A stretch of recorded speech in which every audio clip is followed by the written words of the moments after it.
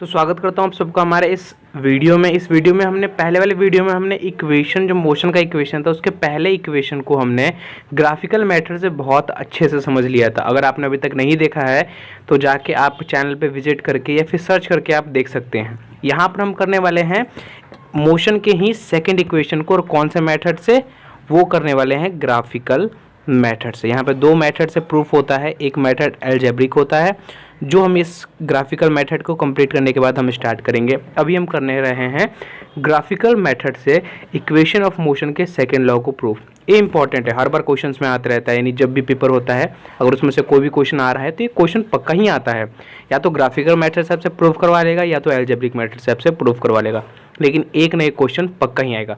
तो यहाँ पर हम पहले इक्वेशन लिख लेते हैं कि इक्वेशन हमारा क्या है। तो इक्वेशन हमारा है S equal to u t plus half a t square, half a t square. यहाँ पर मैं बता देता हूँ कि S क्या है। S जो है हमारा यहाँ पर डिस्टेंस को बता रहा है, तो यहाँ पर हम लिख लेते हैं कि S हमारा क्या बता रहा है, डिस्टेंस को बता रहा है। U हमारा बता रहा है इनिशियल वेलोसिटी, यानी जो स्टार्टिंग में जो वेलोसिटी होता है उसको हम कहते हैं इनिशियल वेलोसिटी, उसी को हमें डिफाइन कर रहा है। T for time and the last one is A means acceleration. आपने हल्का ही पढ़ा होगा तो आपको ये पता ही होगा कि एक्सक्लरेशन क्या होता है। अगर नहीं पता है तो आप कमेंट कर सकते हैं, एक एक करके सारे टॉपिक पे वीडियोस भी बना दिया जाएगा। तो यहाँ पर हमारा आ गया है second equation S equal to u t plus half e t square. अब इसको हमें क्या करना है, ग्राफिकल मेथड से प्रूफ करना है। अगर आप सही तरीके से प्रूफ करेंगे तभी जाके आपको पूरा नंबर मिलेगा, और सबको पता है कि सबको नंबर चाहिए यार। तो ये देख लो एक बार, उसके बाद हम पहले बना लेते हैं इसका डायग्राम। तो डायग्राम मैंने पहले ही में बनाया था, सेम वही डायग्राम यहाँ भी बनेगा। ये क्या है, एक वीटी ग्राफ है। VT means velocity time graph, जिसमें ये जो वाई एक्सेस है इस पे वेलोसिटी है और ये जो एक्स एक्सेस है इस पे क्या है, टाइम है। इसमें हम क्या करें, कुछ देखो कोई भी चीज़ चलना स्टार्ट करेगा, अगर हम यहाँ से स्टार्ट करें तो क्या होगा, यानी इसका अगर मैं यहाँ से लाइन खींचता हूँ इसका मतलब क्या है कि जो भी चीज़ है जो चलना स्टार्ट किया क्या, जीरो से स्टार्ट किया है। लेकिन हमें क्या करना है, कुछ स्पीड से वो स्टार्ट करना है, मतलब चलना स्टार्ट किया, यानी उसका यू ना जीरो नहीं है, कुछ ना कुछ उसका स्पीड है, इसलिए मैंने यहाँ से खींचा। अगर मुझे इनिशियल वेलोसिटी को जीरो दिखाना होता तो मैं यहाँ से खींचता, लेकिन मुझे इनिशियल वेलोसिटी को जीरो नहीं दिखाना, इसलिए मैंने कुछ ऊपर से खींचा, जिससे क्या पता चला है कि जो इसका जो यू है यानी स्टार्टिंग पॉइंट है, जीरो तो नहीं है, कुछ और है, और ये हमारा वी हो जाएगा। अब हम थोड़ा सा और इसमें डेमोन्स्ट्रेट कर लेते हैं, कंस्ट्रक्ट कर लेते हैं, इसको आगे हम थोड़ा बढ़ा देते हैं जिससे कि हमारा ग्राफ अच्छा सा बन जाए। तो यहाँ पर मैंने इसे बना दिया है। ये जो लाइन है ये हमें क्या दिखा रहा है कि जो भी हमारा ऑब्जेक्ट है, जो भी सब्सटेंस है, वो एक किसी पर्टिकुलर इनिशियल वेलोसिटी से स्टार्ट हुआ है और एक लास्ट पॉइंट पे जाके रुक गया है। तो अब मैं बता दूँ कि यहाँ पर पहले इनको नाम दे देते हैं। तो इसको नाम ले लेते हैं A B C D E। ये नाम आप कुछ भी दे सकते हैं, डिपेंड ऑन यू कि आप क्या देना चाहते हैं।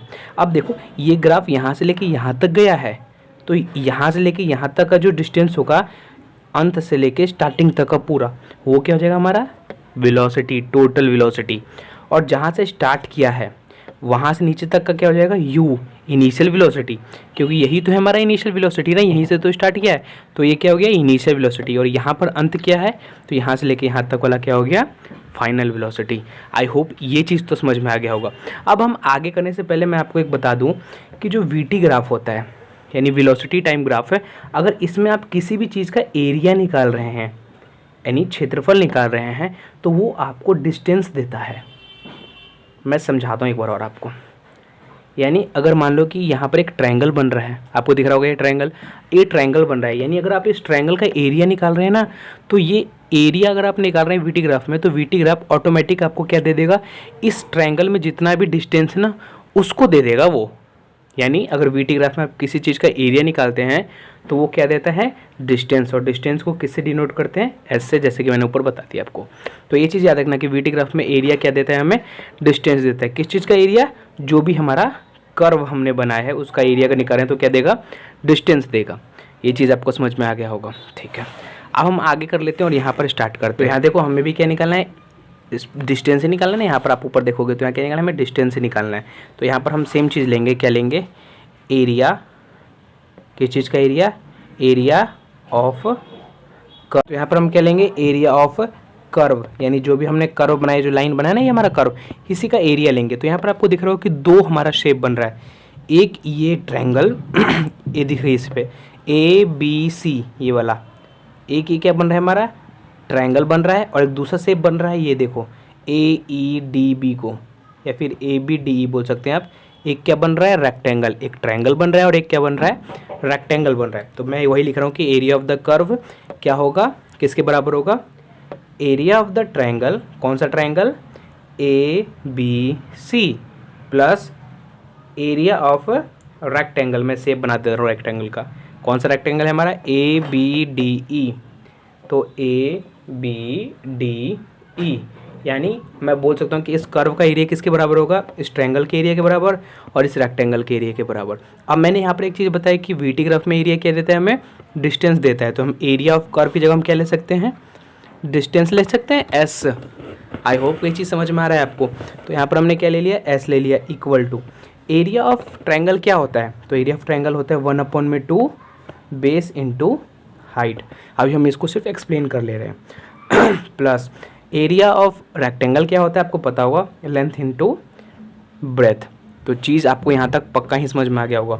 अब लिखते हैं हम वैल्यू को, S इक्वल टू 1/2, बेस हमारा क्या है, इस ट्रायंगल को देखो, इस ट्रायंगल में हमारा बेस क्या है AB बेस है, तो यहाँ पर ले लेते हैं AB इंटू हाइट कितना है हमारा BC, तो यहाँ पर हाइट क्या ले लेते हैं BC प्लस, अब रेक्टेंगल में देखना है तो रेक्टेंगल का लेंथ कितना है AE, या तो AE ले लो या तो BD ले लो, दोनों चलेगा। हम AE ले लेते हैं, आपकी मर्जी है, जो मन जो लोगे दोनों में काम हो जाएगा। इसका बेस कितना है ED, तो इसका बेस ले लेते हैं ED, ये नीचे वाला बेस। अब क्या कर रहे हैं, हमने ये तो नाम लिखा है, अब हम इसमें एक्चुअल वैल्यू पुट करते हैं। तो हम यहाँ पे लिख सकते हैं S इक्वल टू 1/2 AB, ये देखो AB किसके बराबर है, टाइम के बराबर है, ये देखो जो इतना लेंथ है वो इसके बराबर है, और ये क्या है हमारा टाइम है। तो हम AB की जगह क्या लिख सकते हैं, टाइम लिख सकते हैं, मल्टीप्लाई BC, ये देखो BC, इस BC को अगर आपने पहले वाले को देखा होगा तो हम इस BC को क्या लिख सकते हैं, ये पूरा माइनस ये, अगर इस पूरे में से अगर हम ये माइनस करते हो तो हमें BC मिल जाएगा। तो हम बोल सकते हैं V माइनस U हमें ये वैल्यू दे देगा। तो यहाँ पर हम BC की जगह यहाँ पर हम BC की जगह क्या लिख सकते हैं V माइनस U, समझ में आया, प्लस AE क्या है हमारा AE, ये क्या है हमारा U है, AE हमारा क्या है U है, तो AE की जगह हम क्या ले लेते हैं U multiply ED, same ED हमारा क्या है टाइम है, तो ED को हम क्या ले लेते हैं टाइम।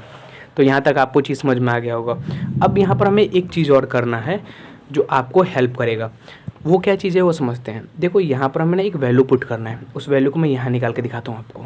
हमने एक फॉर्मूला पढ़ा था ना, जो सबसे पहला इक्वेशन है हमारा क्या है, V इक्वल टू U प्लस AT, ये क्या है हमारा सबसे पहला फॉर्मूला है जो हम फर्स्ट इक्वेशन को प्रूफ हमने किया था। अगर आपने नहीं देखा तो आप जाके देख सकते हैं। तो यहाँ से ना मुझे इस V का वैल्यू निकालना है, क्या निकालना है हमें, इस V का वैल्यू निकालना है हमें।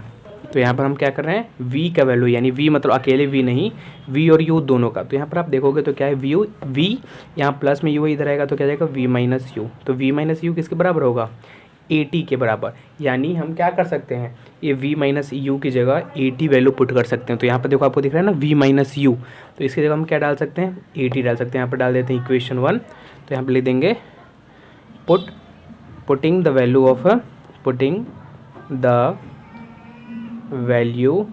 ऑफ इक्वेशन 1, यानी इक्वेशन 1 का वैल्यू को हम पुट कर रहे हैं। तो क्या हो जाएगा S equal to 1/2 T into V minus U को हम क्या ले सकते हैं AT, तो यहाँ पे लिख देते हैं AT, समझ में आ रहा है। और यहाँ पर आगे है प्लस, यहाँ UT है तो U को T से मल्टीप्लाई किया तो क्या हो जाएगा UT। अब मैं इसको थोड़ा सा ना आगे यहाँ बता देता हूँ आपको, ये चीज़ समझ में आया। अब यहाँ पर देखते हैं, यहाँ पर अगर आप देखेंगे तो इस वैल्यू को मैं वापस लिख लेता हूँ, S इक्वल टू 1/2 क्या है T into AT plus UT। तो ये चीज़ आपको समझ में आ रहा होगा। अब यहाँ तो यहाँ पर ये जो टी और ये ए टी है दोनों आपस में मल्टीप्लाई होगा तो क्या होगा, यहाँ पर टी एक पहले से ही था इसके पास, एक ही आ गया तो क्या जाएगा 1/2 ए टी का स्क्वायर, क्योंकि 2 टी थे, प्लस यू टी।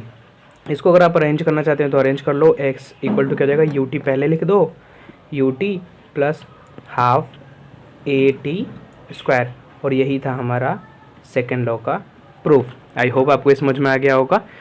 आपको मैं एक बार और दिखा देता हूँ। यहाँ से देखो, हम यहाँ से स्टार्ट किए थे और ये रहा हमारा पूरा इसका एक्सप्लेनेशन।